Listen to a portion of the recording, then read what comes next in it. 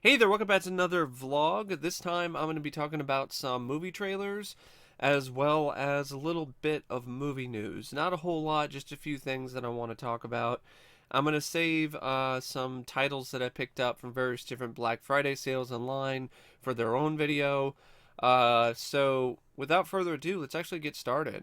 I'm going to start with my thoughts on the teaser trailer for Ghostbusters Afterlife.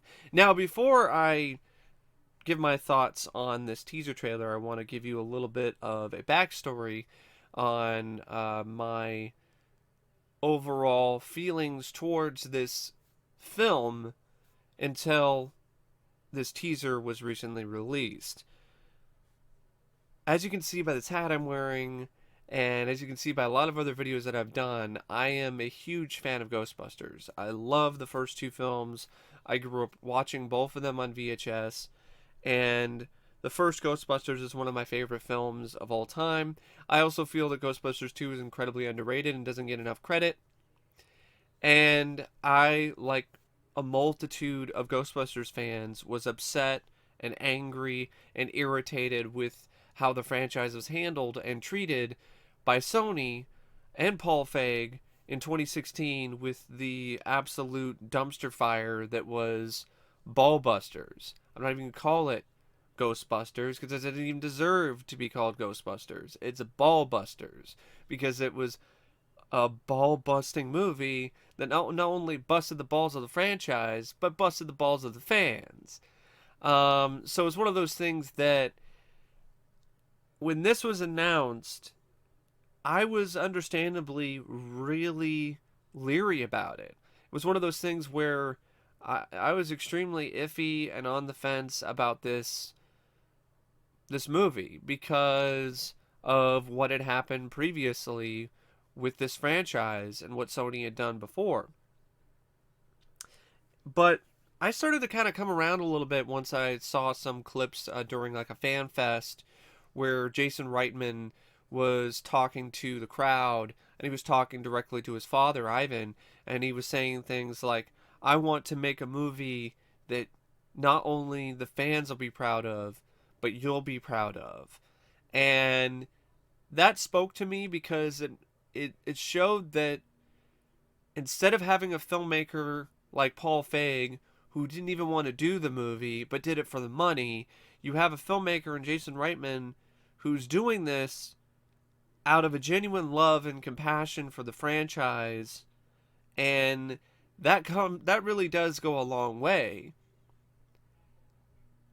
That being said, I was still iffy about the overall concept because of the whole stuff with the kids, and I wasn't really into the idea of kid Ghostbusters because we know how well that worked out with the Q5 kid Ghostbusters in the real Ghostbusters show. It didn't work out very well at all, so I was understandably a little bit on the fence about that plot in general. But I will have to say this: after seeing this teaser trailer, I'm curious, and I'm a little hopeful. I'm not going to be too hopeful because I don't want to get my hopes up too much, considering this is Sony. But I do have to say this: its heart was in the right place. The bits of nostalgia were handled tastefully, and were not lazy or uninspired, if you ask me. I like the idea of things taking place 30 years later after the events of Ghostbusters 2. I honestly really loved how they handled Egon and what happened to him and the connection that these kids have to Egon. I thought having the kids be, some of the kids be Egon's grandkids, I thought was a really nice touch. And I don't mind Paul Rudd. I like Paul Rudd, and it seems like the kids are honestly pretty solid, if you ask me. I think they are from the trailer, from the teaser alone. They seem to be delivering some pretty good performances. They have a nice bit of charisma and personality. Not the same as the original Ghostbusters, but I mean that's lightning in a bottle, and that's something that will more than likely never be captured again. Uh, and there was some cool stuff like the gunner seat in the Ecto-1, which is a homage to the real Ghostbusters as well as the toy line. And it just seemed like a movie that was doing something new with the franchise, but at the same time was being respectful and appreciative of what had come before it. It definitely seemed like this was more of a love letter to the franchise and to the fans versus the 2016 debacle. That being said, there isn't a whole lot here in this teaser. There's some cool stuff with the Ecto 1, and it was really nice to hear the siren again. Uh, the way that it's supposed to sound, not the way it sounded in the fucking piece of shit Ballbusters from 2016. Uh, and I did like the use of the music, the score in the background. But it's a teaser trailer that doesn't really give away or show that much. And one part, I really like that. But I think it would have been nice to have seen at least one shot at the end of the teaser trailer with the original cast, with the original Ghostbusters, like all suited up. Then you would have just been like, "Oh my god!" You know, it's kind of like I'd like to compare this teaser trailer to the teaser trailer for Top Gun Maverick. Top Gun Maverick had an amazing teaser trailer, and it got you super hyped. This gets you. It's you're in the middle. You're like, I'm a little hyped because it doesn't look like an absolute piece of shit, but at the same time, now I'm a little worried that the original Ghostbusters aren't really going to beat it that much. And I don't think that's a good idea if they're going to do that. Uh, I know they're older, but we have things called green screens now. We have, you can work around it. Uh, and they could probably make the props a lot lighter than they were in the 80s for these older guys to carry around the proton packs and stuff like that. So I definitely feel that this would be a giant missed opportunity if the original cast does not team up with these kids and save the world one last time before the credits roll. There is a sinking sort of feeling I have that that's not going to happen, and it's going to be like Paul Rudd and the kids, and the original Ghostbusters kind of get involved a little bit, but don't really do that much. And that would be a bad idea because this is a good way to do a reboot or a sequel and bring in new people, new faces to the franchise. Uh, but it would be in a lot of ways a disservice to the original Ghostbusters to have them show up and just not really handle things again. Because if you think about it, these kids aren't. It's not very realistic for kids to stop these supernatural forces by themselves, even with the help of Paul Rudd. So, I mean, I have this thinking feeling the Ghostbusters aren't going to do that much, the original Ghostbusters, but at the same time, I'm hopeful that they are because it makes sense. It makes no sense for the original Ghostbusters to not come in at the end of the movie or before that and kick some ghost butt, like, and bust some ghosts and save the world one more time. It makes no sense because you really can't see these kids who are total amateurs and to barely even know what they're doing taking on a threat this big. So I'm holding out hope that that's going to be the case. But like I said, I still have this sort of sinking feeling that they're not going to do it that well. They're not going to handle it as well because it's fucking Sony. I mean, it's Sony. We're talking about Sony here. But you know, Ivan Reitman is involved. Jason Reitman, his son, is involved. Um, and it definitely looks like it has its heart in the right place. But I'm worried that it's going to be generic. That's another thing. The teaser looked fine, and it surprised me in terms of how it wasn't a total piece of shit. But it also looked a little generic at times. And I'm worried that if you don't have the original Ghostbusters involved more, this is going to be a generic Ghostbusters movie, which is going to be it's going to try to emulate or take some of the things that made Stranger Things so successful and bring them into this franchise, because Hollywood is honestly pretty predictable lately. Uh, Possibly even more so than in the past. They follow trends like crazy. Oh, well, in Stranger Things season 2, the kids all dressed up as Ghostbusters, and everybody loved that. So if we're gonna do another Ghostbusters, let's do that. Let's even have one of the kids from Stranger Things in the movie. It's it's a little disappointing that Hollywood has become so predictable, but at the same time, it's not surprising considering how much of a focus there is on focus groups and all these other things. But hopefully, this film can manage to push through all of that bullshit and wind up being a genuinely good movie.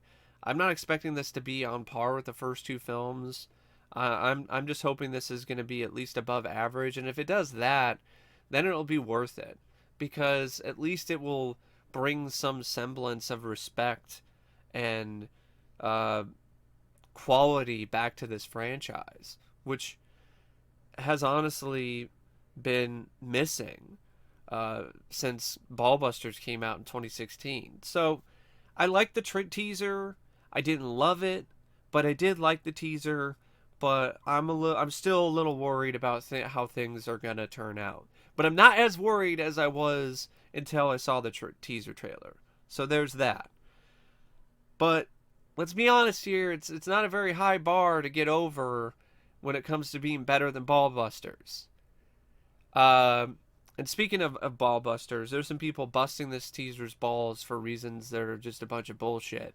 There are people complaining about how it's not funny or there aren't that many jokes. And for those people, I want you to do a Google search and look for the teaser trailer for Ghostbusters, the 1984 film. Watch that and then get back to me, because there are barely any jokes in that teaser trailer either. So just because there aren't any jokes in this teaser trailer doesn't mean they did a bad job, or they're just trying to have some sort of extreme reaction to their teaser trailer for Ballbusters 2016. I almost said it, but I corrected myself. It was close. But yeah. Anyway, that's my thoughts on Ghostbusters Afterlife. Hopefully it'll turn out to be much better than Resident Evil Afterlife. So another trailer I want to talk about is Wonder Woman 1984.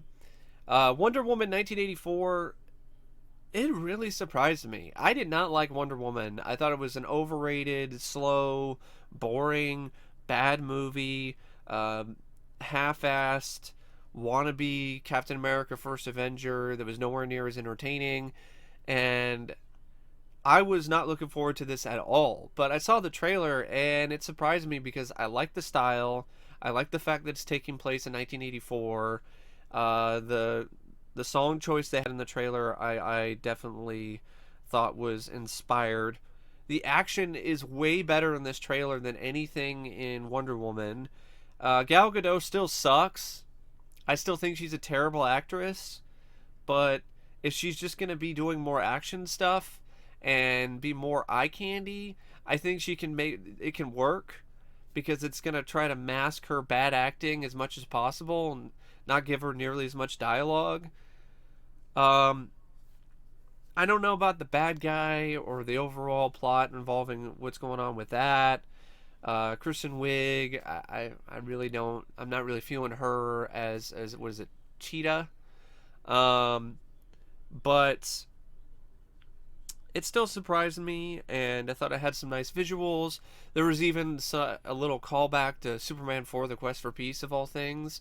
Like in the mall, on the floor, there is what looks like the sun symbol that was in Lex's lair in Superman 4: The Quest for Peace.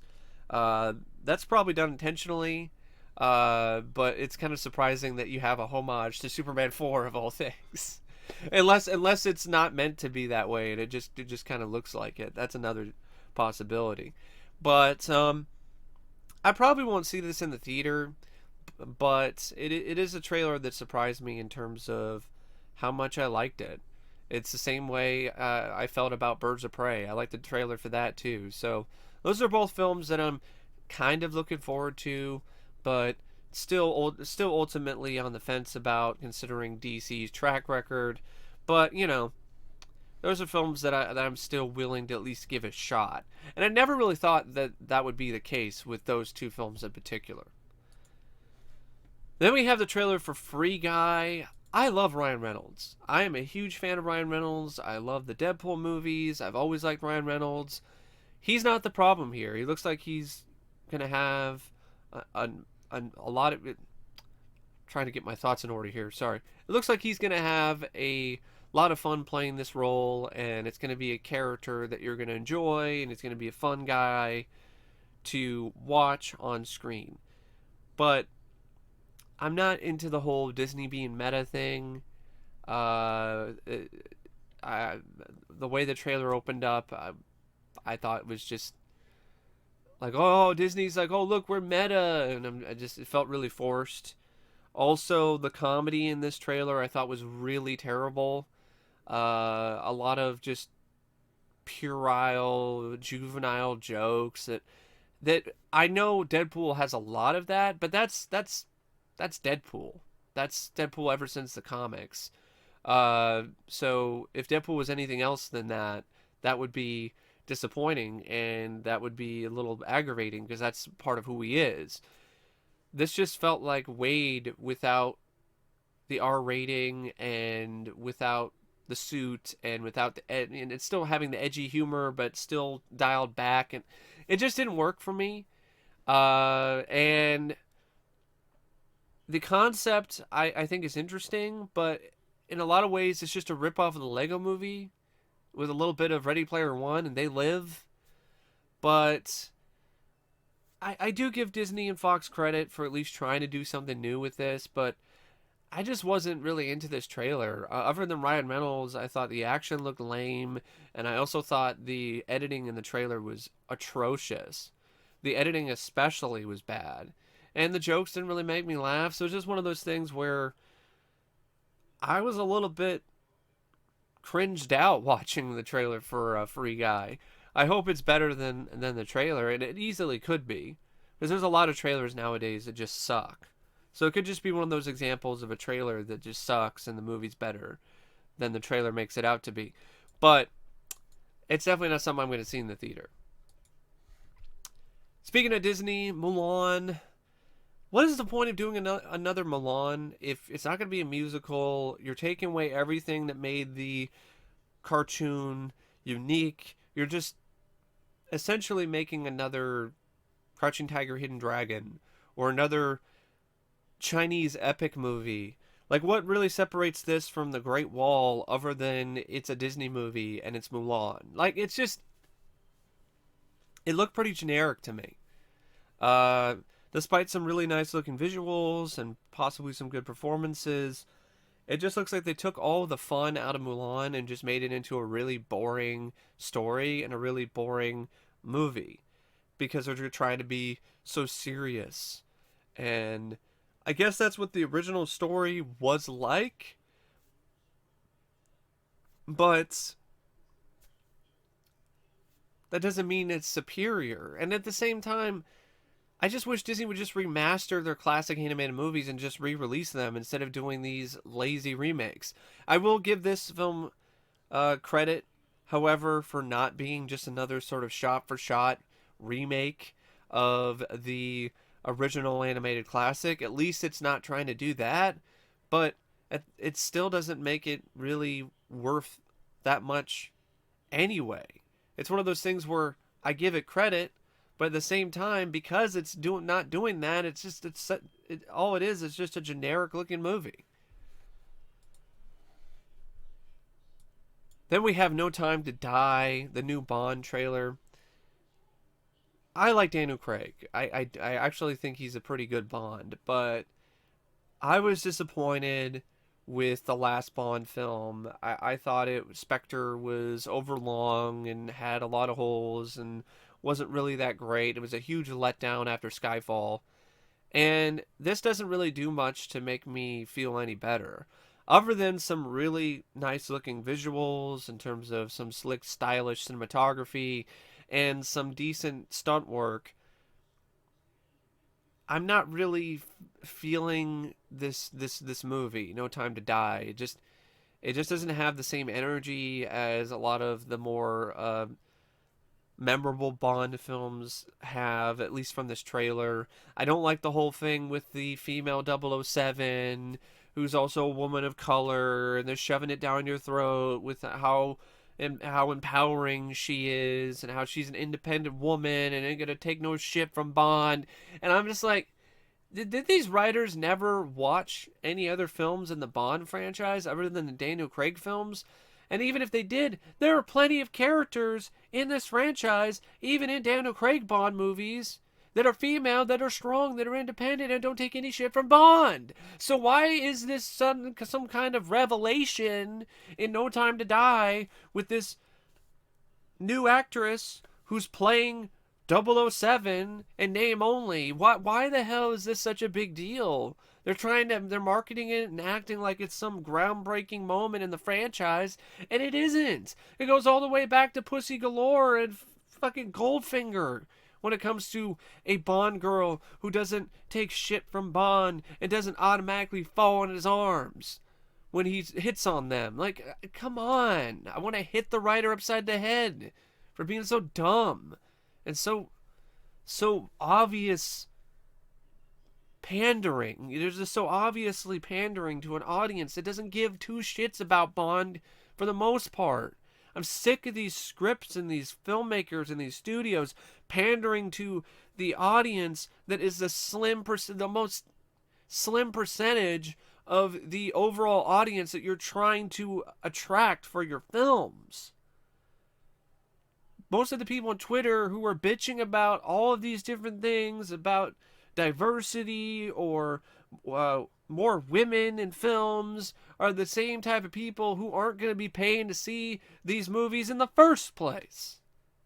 I'm all for being diverse, and I'm all for having more women in movies, or having more roles for different types of ethnicities, nationalities, or genders. I don't really have an issue with that. What I have an issue with is when they just force feed those things. When they just shove those things in a movie just because they can say, hey, we're diverse. Can you give us some props for that? That's what I have an issue with, is this forced diversity that's just pandering and doesn't really have any natural or real basis behind it other than they want a pat on the back for being progressive.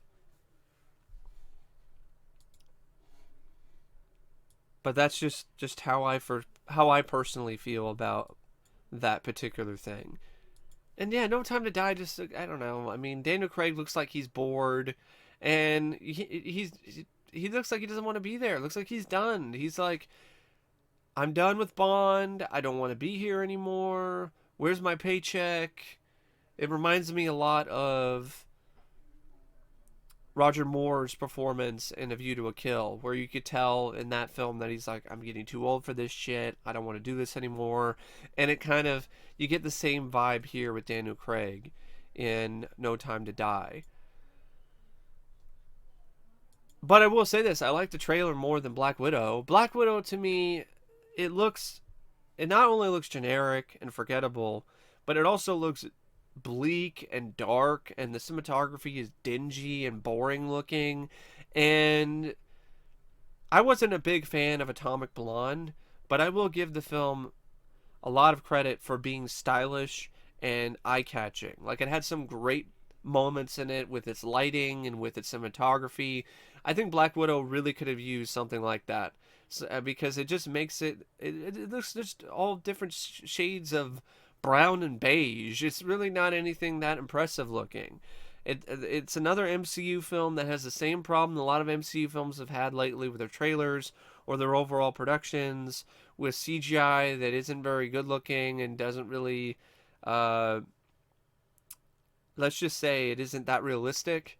it's one of those things where it's like, why did you do this behind a green screen? Why don't you just actually do it for real? You have the money. You're Disney. You have the money to do more real stunts and to do more real things, like Tom Cruise and Paramount do with Mission Impossible, with those movies. But for some reason, you'd rather just do shit all behind a green screen and rarely ever do your own stunts or have people do their own stunts. Some of the fights were okay. I don't mind Scarlett Johansson. I like her as Black Widow. But after watching the trailer, I'd just rather watch Lucy or Ghost in the Shell. Because the plot doesn't do anything for me, and at this end, it doesn't help either that none of this really matters in the end, because Black Widow still dies. This is such an example of too little too late. They should have done this movie way earlier than they have, and now that Black Widow is dead, it just comes across as like sloppy seconds. It's like, well, here's your Black Widow movie. It's a prequel. The overall impact of it is pretty minimal considering the fact that she's dead, but hey, we might bring her back through magic or some shit. Probably won't, because Disney wants to hang their hat on this new phase with these new Avengers. I'm so burned out in the MCU anyway. I think that's another thing. Like, I wasn't that impressed by this trailer because I haven't been impressed by the MCU for the longest time. I haven't even had the desire to watch Endgame or Infinity War. I'll check them out one of these days, but I'm just not super enthusiastic about it anymore. I've reached the point where I'm like, I'm exhausted and I'm tired of it, because it's MCU is something that's been going on for what, 20 fucking movies at this point. Like, it's getting a little old. Especially the fact that they keep using the same formula over and over again. But that's just me personally. Another trailer I want to talk about is Antebellum. This one was interesting. I like the overall idea of this. It's pretty controversial, but that's a big reason why I like it, because it's risky. It's taking risks. God forbid movies take risks nowadays. This is a very risky concept, but if it's done well, it could be really good. So it's from the same producers from Get Out and stuff like that. I think it's a Blumhouse film, and from what I get from the trailer, and they don't give away everything, but it's insinuated that there's some time travel involved. It's a horror movie, and what happens is people end up getting transported to the time of slavery, and the horror comes from that travel, that moment of transportation to a time that was really rough, to say the least. And that really does sound like an intriguing concept. I think there's a lot of potential for some really great social commentary, and this could easily fall flat on its face and be preachy, but I'm willing to give it a shot, regardless, because it's, like I said, at least it's a unique idea, at least it's something different, and at least it's taken some risks. And also, it reminds me a lot of the kind of segment. It reminds me of a segment that could have been in Tales from the Hood 2. Should have been in Tales from the Hood 2. Maybe Tales from the Hood 2 should have had better writers. Maybe that would have helped. I don't know. Because most of those stories sucked. If it had a story like this, that could have been really good. Because I like that idea of time travel where through some sort of shenanigans, people get transported back to the time of slavery, and they have to experience the horrors of that particular time period, the real horror of the time of slavery.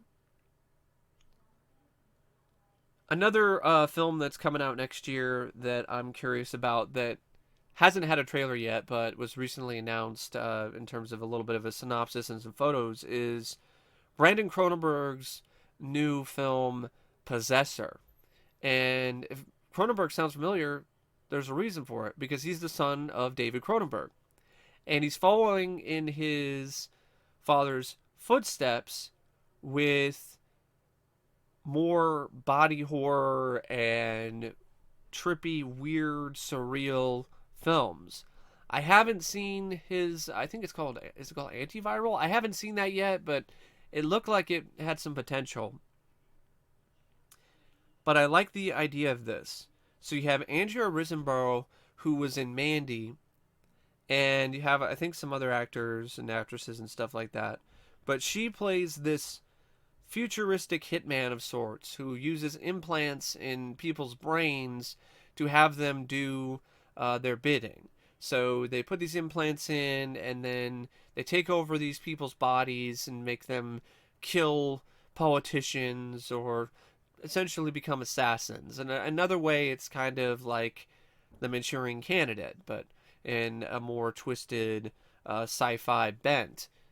But they put an implant in this one guy, and things go horribly awry. He's a sadistic thrill killer or something like that. Like they really quickly realize that he's worse than they possibly could have ever imagined. And then something happens with the implant where there's a malfunction, and this guy and Andrew Riseborough, they start to fuse and meld together into one person. And that idea really stood out to me because I was like, that is so weird and crazy, and I love it because it's unquestionably unique. And I also feel that this whole gender bending thing, that's one of those paths that is rarely crossed in body horror. I think that's like the last barrier of body horror because it's a genuinely horrifying concept, especially if it's done the right way. And I think with this sci-fi bent, I think it's going to be able to get more people to give it a chance versus staying away from it because they're uncomfortable with the subject material. I'm gonna wait for a trailer, but I'm definitely still really intrigued with this concept. Plus, I really like Andrew Riseborough in Mandy. So that's really all the trailers I wanted to talk about and some of the upcoming movies. There are some other trailers that have been out, but I don't really want to talk about them. They're nothing that I really want to discuss. Um, I know that there are some other, upcoming DVD and Blu-ray releases, but I can't really think of any off the top of my head. But I got to be honest, 2019 looks like a year where there isn't really a lot of movies that I'm really highly anticipating. I'm more highly anticipating upcoming Blu-ray releases like Body Parts or April Fool's Day than I am any upcoming films in the theater. But there are some that have been popping up lately that I am at least intrigued by, and that's a start. So now we get into my thoughts on some movie news. A friend of mine wanted my thoughts on the proposed Leatherface reboot or whatever from, I think, Fede Alvarez or one of the people that were involved with the Evil Dead remake. I feel the same way about that as I do about the proposed Scream sequel or the proposed new Nightmare on Elm Street. I've said this and I'll say it again. It's time for these franchises to rest in peace. There is nothing to gain by continually bringing back these old horror icons to the big screen, especially when there is really not much else left for you to do with them story-wise.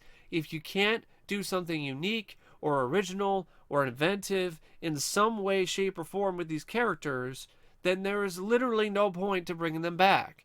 Put the time and effort that you would put into these lazy cash grab sequels and reboots that just prey on horror fans' nostalgia into making something unique and different, or at least somewhat unique and different, that is its own franchise and its own concept. Stop digging up old horror icons and propping them up on the big screen like they're new. They're not. They're old. And old is still good, and old is still great. And some of these, I love Freddy, and I love Leatherface, and I love a lot of these other iconic horror characters. But because I love them, I don't want them to keep making these lazy, shitty films just to ride the coattails of a franchise that's popular. I don't want reheated leftovers. I don't want the same scenes that I've seen multiple times in the other films just rearranged a little bit and thrown into a movie. I don't fucking want that.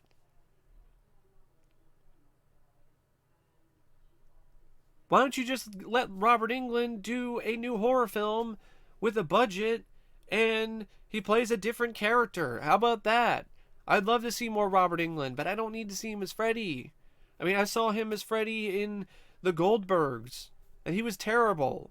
But at the same time, I don't know if I can really blame Robert. It's probably the writing that's more to blame. Like, I don't blame Robert for how bad Nightmare on Elm Street 5 is. But at the same time, it's one of those things where these franchises are stale.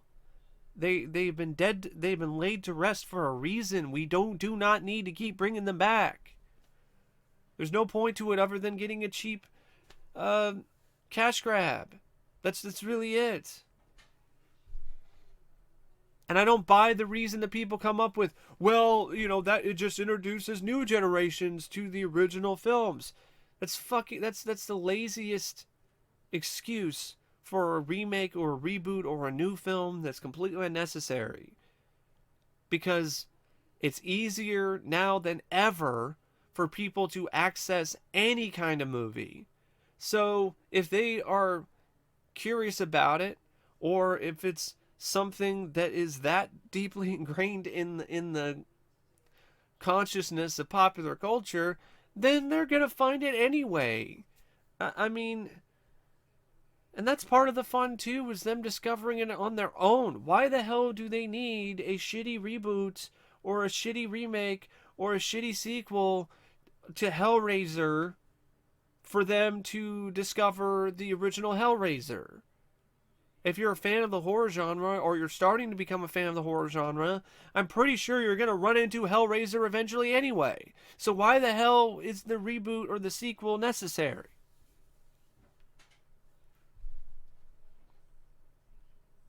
Sometimes if you love something, the best thing for you to do is to let it go. And in this instance, with these horror icons and these horror franchises like Leatherface and Ghostface and Jason Voorhees and Freddy Krueger, the best thing to do for those horror icons is to let them go. Let them stay where they are instead of continuing to release sequel after sequel or reboot after reboot with diminishing quality and films that are worse and worse with each movie. Why tarnish their legacy any more than it's already been tarnished? That's just my personal thoughts on it. And speaking of tarnishing legacies, why don't we talk about RoboCop Returns? Because RoboCop Returns was something that I personally thought was dead in the water from the start. And when the original director, Neil Blomkamp, dropped out, I thought, well, that's it. They're going to can this project. And I don't really have an issue with that because I think it's for the better. Because just like these horror icons, RoboCop, Alex Murphy, should also rest in peace. He hasn't had a good film since 1990. I mean, the best thing that has been RoboCop related since RoboCop 2, I guess you could argue maybe is the comic RoboCop vs. Terminator by Frank Miller. But at the same time, comics are different kind of medium. So the best form of video or overall, media entertainment that the character has been in was RoboCop 2. And the only thing that was, I guess, somewhat passable was some episodes of RoboCop the series. But even they pale in comparison to RoboCop 2. So RoboCop hasn't had anything that's been really good, let alone great, in decades. And the last thing that came out RoboCop related was RoboCop. So it's one of those things where this just screams of a cash grab by MGM, just like the last time they allowed that remake to be released. Peter Weller is no way in hell is going to be involved with this. If you think he is, that's extremely wishful thinking and maybe a little bit delusional, considering he's flashing neon signs everywhere saying he doesn't want anything to do with this or anything to do with RoboCop in general. He doesn't even want to do the documentary. So why do you think all of a sudden he's going to do this?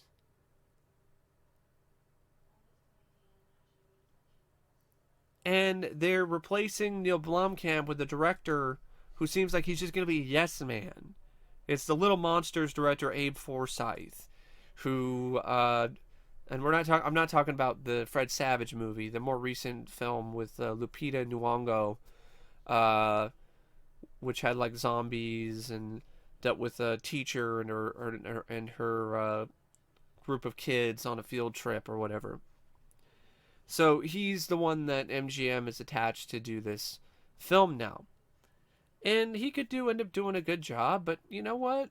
Jose Padilla had done a supposedly pretty decent movie in the Elite Squad, and didn't really do that great of a job with RoboCop, and didn't seem like he was really given a whole lot of leeway with that project. So it seems like they just like, oh, they just want a yes man who will listen to them and do what they want. And initially, I had a little bit of interest in this when I was hearing that it was going to be a sequel. But then when I read that it's going to be one of those sequels that ignores the second and the third movie, then I was honestly really disappointed. Then I went from interested into fuck this. Like, seriously, it was like, maybe. And then it was like, it's a sequel that ignores the second and third movie because this is the real RoboCop sequel. Then I was like, oh, fuck you. I'm like that guy in RoboCop, the 1987 film, when RoboCop shows up in the warehouse and breaks the door down, and he's like, basically says, come quietly or there will be trouble. And then the guy's like, fuck you. That's how I feel about this fucking movie, about RoboCop Returns. Oh, this is the real sequel. Fuck you. I hate that anyway. That really irritates me. This whole bullshit of these movies where they're like, we're the real sequel. I mean, Texas Chainsaw 3D did that, and it was horrendous. I mean, Halloween H2O did that, and actually wasn't that bad.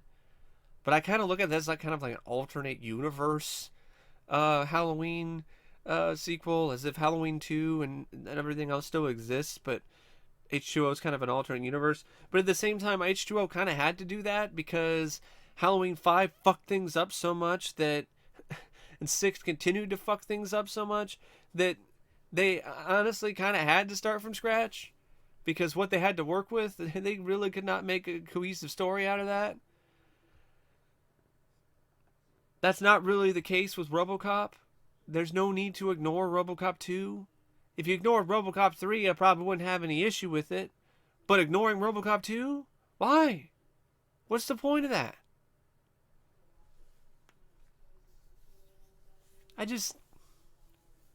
It's another example of nostalgia. That's really what it just seems like. It's just going to be more nostalgia porn. Oh, look, RoboCop is back. Don't you love it? I'm like, I need more than just RoboCop being back or returning for me to actually be into it.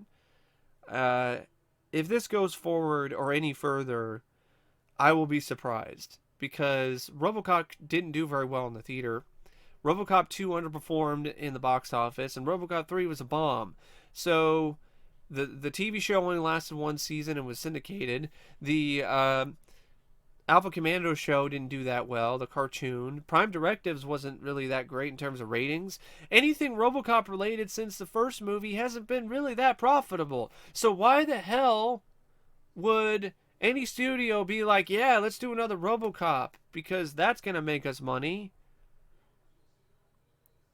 I honestly think that they'd be better off doing an anime or an animated series in Netflix with Richard Eden or a Peter Weller voicing. Peter Weller might be more willing to do more RoboCop if it just means he just does the voice. I mean, he did the voice of Batman in The Dark Knight Returns. So I wouldn't be surprised if he decided, oh, that's actually pretty cool. I don't mind that idea. I can just sit in the recording booth and do the audio, and I don't have to wear that fucking suit. You know. But no, let's do RoboCop Returns, which is ignoring the second movie, which is kind of a slap in the face to fans of the second movie, and is trying to say, we will do better. Like, and I highly doubt you will, considering the track record with a lot of these true sequels as of late. Yeah, I'm totally fine with RoboCop returning to obscurity. Like, this does not need... We do not need another RoboCop movie. Like, just let Alex Murphy rest in peace. He's been through hell enough. He's been through enough shit already. Doesn't need to be put through any more of it.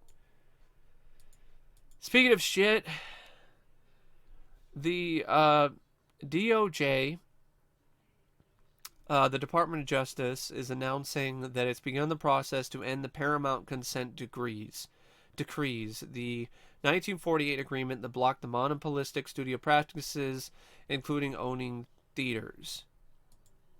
And this article from IndieWire is trying to act like this isn't that big of a deal. They're like, oh, you know, if this gets repealed, it's not like these major studios are going to bother buying theaters.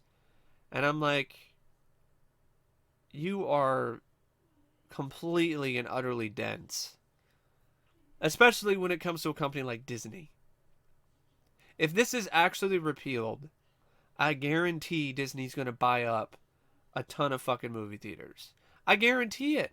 Disney wants full control over our media, or as much control as they can get, because the more control they get, the more money they get. Disney is not about you. They don't care about you. They care about money. And when it comes to you, they care about how well they can manipulate you. People need to wake the fuck up regarding Disney right now. Disney is a fucking beast. Disney is a mouse on steroids that's gotten too big for the house and is getting too fat on cheese. More people need to really see things for what they are, instead of praising and applauding Disney for buying Fox because, yes, Fantastic Four and X-Men are in the MCU. This is the best thing ever. People need to stop being selfish. They also need to stop being so short-sighted and really see the impact that move by itself has made on Hollywood. There is no other studio in Hollywood that has nearly as much control or nearly as much potential profit as Disney has when it comes to films. Disney now owns Fox. They own Fox Searchlight. They own their own studio. Of course, they have Pixar. They own Lucasfilm. They own Marvel. If you look at the top highest grossing movies of this year, a lot of them are Disney movies. Very few of them are not Disney movies. I haven't seen Joker yet, but I'm really glad that it did well, because at least it wasn't Disney. Disney has completely lost track of what they were originally created for in the first place. Walt Disney did not create his company to suck up as much cash and blood from a stone as he possibly could. He didn't do it for that reason. In fact, he took a giant financial risk with Snow White and the Seven Dwarfs. And he did it for the love of the project and for the animation, and because he was an animator himself. He did it for that reason. He didn't do it for, oh, I'm going to make a buttload of cash. He did it because I think this is a great thing, and I want to bring this to life, and I want to have this shown to people. He built his theme park to truly make it the most magical place on earth, to make people happy. And say what you want about his personal feelings on controversial topics all you want, his heart was always in the right place. With Bob Iger and all these other studio heads and all these other people running Disney, they have no heart. They have no heart. They're soulless corporate behemoths who just want to gobble up as much money and assets as they possibly can. And if people are just going to sit back and let them do it, they're just going to gobble up more until they dominate the entire industry. There isn't really a whole lot that I can do right now other than continue to boycott Disney, and I will keep doing that. Even though I am a Disney Movie Club member, I paid off my dues with that. I don't rarely ever get a featured title. And if I'm going to buy a Disney movie, I'm going to buy it secondhand. If I'm going to see a Disney movie in the theater, I'm not going to pay to see it. I'm going to use a free ticket, or I'm going to have somebody else pay for a ticket. I'm not giving them a single fucking cent. They don't deserve it right now. They are out of control. And more of us should stand up and not support them. There's so many people who are saying all these things about the remakes and about the reboots, but they still go to see them. Like, how, instead of spending your money on a nostalgia trip on the remake of Aladdin or the remake of The Lion King, why don't you just take your kids and put them in front of the couch and watch the original on Blu-ray? If you're only taking them to see the new Aladdin or the new Lion King just because you want to get some nostalgia vibes, then then just watch the original again. Like, I don't understand this. And enough with the taking your kids to see every Disney movie just because it's a Disney movie. Like, have some fucking standards. I mean, they're dominating. They're trying to dominate the streaming platforms as well. They have Disney Plus, and now they also have a major stock in Hulu. So essentially, they own 2 streaming platforms, more than any other corporation I could think of when it comes to streaming. Netflix only has Netflix. Amazon only has Amazon. And look what their decision to do this streaming platform has done to streaming platforms in general. It's caused this streaming war where now everyone's taking their content off of different streaming platforms and spinning off into their own streaming platform and wanting to charge you another monthly fee. Soon enough, you're just going to be paying as much money as you would have for a cable package just for all of the streaming platforms. And that would be something that Disney wants. Disney wants Netflix to die out. Disney wants other streaming platforms to fail. Because Disney's a fucking vampire. Mickey Mouse is a fucking vampire. He got involved with Dracula. He stabbed him in the heart, drank his blood, and became the new Prince of Darkness. And everyone's just skipping around, singing zippity-doo-dah, like everything is fine and everything's good just because I got my Marvel, I got my Spider-Man back in the MCU, I got X-Men coming up, I got Fantastic Four.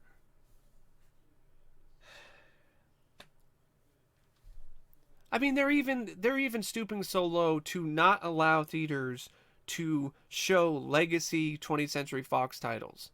They're throwing 20th Century Fox titles into the vault and not letting theaters show Alien or Aliens or any of these other classic 20th Century Fox movies like Die Hard because they view them as valuable assets. And they're just going to throw them in the vault and then only bring them out when they want to because that's how Disney rolls. And if you're a fan of physical media like I am, Disney owning Fox is the worst thing ever, because Disney does not give a flying fuck about physical media for the most part. Especially now with their whole Disney Plus thing, they're going to put even less effort into putting out physical media going forward. And that will count the same for their Fox properties. Whatever slim chance we had of getting The Abyss and True Lies on Blu-ray and 4K is even slimmer now since Disney bought Fox. Because you know James Cameron's going to take his sweet ass time to do it. Now that Disney's involved, it might not never happen, period. Because Disney doesn't give a fuck. They don't care. For the longest time, they didn't even have certain films even in widescreen on DVD. Like Honey, I Shrunk the Kids was never even released on widescreen by them. It was only released finally on widescreen on Blu-ray through their Disney Movie Club. For years, their Rocketeer DVD was just a shitty pan and scan. Wasn't really pan and scan, it was a shitty transfer of a Laserdisc that didn't hold up at all. And then they finally gave some people the actual non-anamorphic widescreen release with the Blu-ray, but then called it an anniversary edition and had jack shit in terms of features. Disney doesn't care about features unless it's a new movie. They don't really care about any of that stuff. I mean, the writing is all over the wall. And so many people are just ignoring it like it's not that big of a deal. Like Disney isn't a monopoly. Bitch, please. Disney is a monopoly.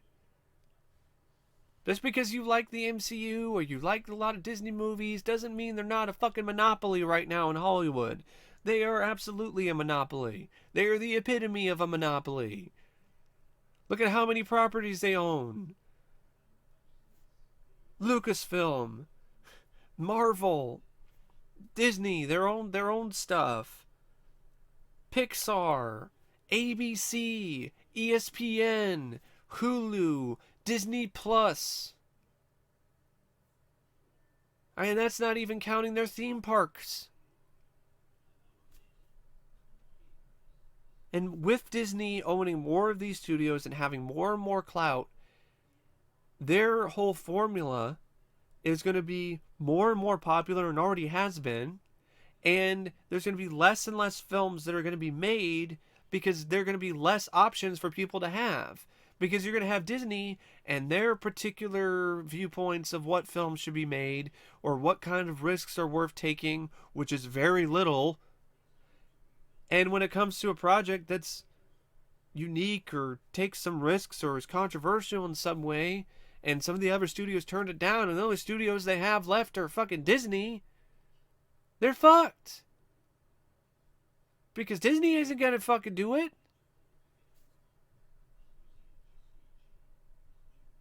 People just don't see it. They just don't see the full picture, and they're just blinded by the mouse. They're blinded by the MCU. Speaking of blind people, might as well end this talking about another blind individual.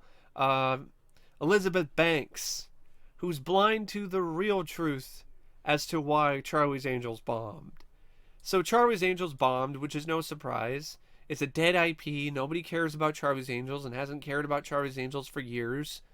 I mean, they did a Charlie's Angels reboot series in 2011 that lasted like 6 episodes, and not all of them even aired. It was canceled in a record amount of time. All Elizabeth Banks really had to do was look at the absolute flop that show was and move on and realize that, yeah, this IP is dead. Nobody cares. But no, she went through with it and it bombed. And so now she's salty and she's saying stupid shit like, look, people have to buy tickets to this movie too. This movie has to make money. If this movie doesn't make money, it reinforces a stereotype in Hollywood that men don't go see women to do action movies. And then she also opened her mouth and started shit talking on superhero films, which is in today's day and age, that's a no. Don't do that. But Really? Really, Elizabeth Banks? That argument's so dumb. Charlie's Angels bombed because nobody cares and it's a dead IP. That's why. Didn't bomb because men don't want to see women do action movies. Halle Berry was a big part of the marketing and a big part of John Wick 3. And a lot of men went to go see that movie. A lot of men saw Wonder Woman. That happened too. There's a lot of films out there that feature women as the leads that a lot of men went to see. Pretty sure there were men that went to go see Atomic Blonde. Pretty sure there's a lot of people that went to see Everly in home video. At least I'm one of them. It's just such a stupid fucking bullshit excuse for why your movie bombed. No, your movie bombed because the IP is dead and it looked like shit. It looked like a TV movie and it had next to no stars. That's a big reason why it bombed as well. When your biggest fish that you can get for your movie is the fact that you have popular pop stars doing a song for the soundtrack, you're in deep shit. And if that's the whole thing, if that was your draw, then why didn't you just cast them? Why didn't you just cast Ariana Grande, what is it, Halsey, and Miley Cyrus as the Charlie's Angels in this movie? I mean, it's not like the Charlie's Angels in the film really do their own stunts or their own fight scenes anyway, so why not just cast the pop stars in it? Because if you did that, maybe you would get that demographic that you were trying to get to go see the movie, because they would be like, oh man, they're actually in the movie. Like, Ariana Grande is starring in a film, I'm going to go see that. But no, it became more of a power trip or an ego trip for Elizabeth Banks than anything else, and casted a bunch of no-name actresses and Kristen Stewart. But that's just my thoughts on Charlie's Angels and why it bombed. I don't really know what else to say. I know it's been a really long vlog, but this is one that I'd been waiting to do for a little bit. I had some little rants to do with these topics, and there were quite a few trailers that had come out fairly recently that I wanted to give my thoughts on. So anyway, thanks for watching this vlog, and I will see you later. See ya.